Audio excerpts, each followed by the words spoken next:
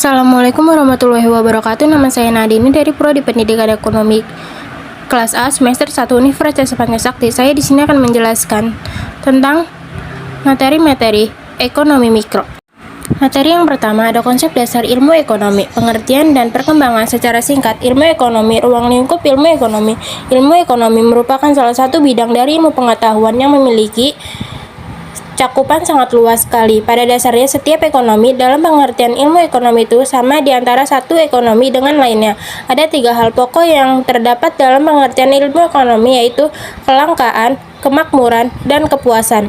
Ilmu ekonomi dibagi menjadi beberapa kelompok, yaitu ilmu ekonomi murni, ilmu ekonomi terapan, ilmu yang sifatnya penunjang kebutuhan masyarakat. Kehidupan merupakan suatu hal yang harus dipenuhi. Apabila ditunda, pemenuhannya dapat mengganggu kehidupan manusia.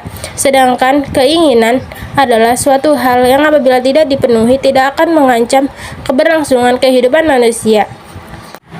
Masalah pokok ekonomi. Terhadap beberapa masalah pokok perekonomian, yaitu masalah pokok perekonomian klasik, masalah distribusi, masalah konsumsi, sistem perekonomian. Terhadap beberapa sistem perekonomian, yaitu sistem ekonomi tradisional, sistem ekonomi komando, sosial komunis, sistem ekonomi liberal, pasar, sistem campuran, pola kegiatan dan perekonomian. Perekonomian subsistem. Dalam perekonomian subsistem, perdagangan dilakukan secara barter, yaitu perdagangan dengan cara menukar barang dengan barang. Perekonomian uang. Dalam perekonomian, alat yang digunakan dalam menukar perdagangan ialah uang. Berikut ada konsep permintaan. Permintaan adalah keinginan konsumen membeli suatu barang pada berbagai tingkat harga selama periode waktu tertentu. Permintaan dapat dibedakan menjadi 2 kelompok, yaitu permintaan menurut daya beli, permintaan efektif, permintaan potensial, permintaan absolut, permintaan menurut jumlah subjek pendukungnya, permintaan individu, permintaan kolektif, atau permintaan pasar. Ada faktor-faktor yang mempengaruhi permintaan: identitas kebutuhan, selera konsumen, pendapatan konsumen, harga barang substitusi dan barang komplementer, jumlah penduduk, ekspektasi konsumen tentang harga, perilaku usaha-usaha produsen meningkatkan penjualnya. Pertama, target bisnis. Kedua, harga produk atau jasa. Ketiga, promosi. Keempat, kepuasan pelanggan. Berikut konsep penawaran. Pengertian penawaran. Dalam ilmu ekonomi, penawaran diartikan sebagai jumlah barang dan jasa yang dipasok oleh produsen ke pasaran konsumen, baik berupa barang maupun jasa pada berbagai tingkat harga dalam periode waktu tertentu. Kurva penawaran. Kurva penawaran supply curve adalah kurva yang menggambarkan hubungan antara harga dengan jumlah barang yang dijual atau ditawarkan pada masing-masing tingkat harga.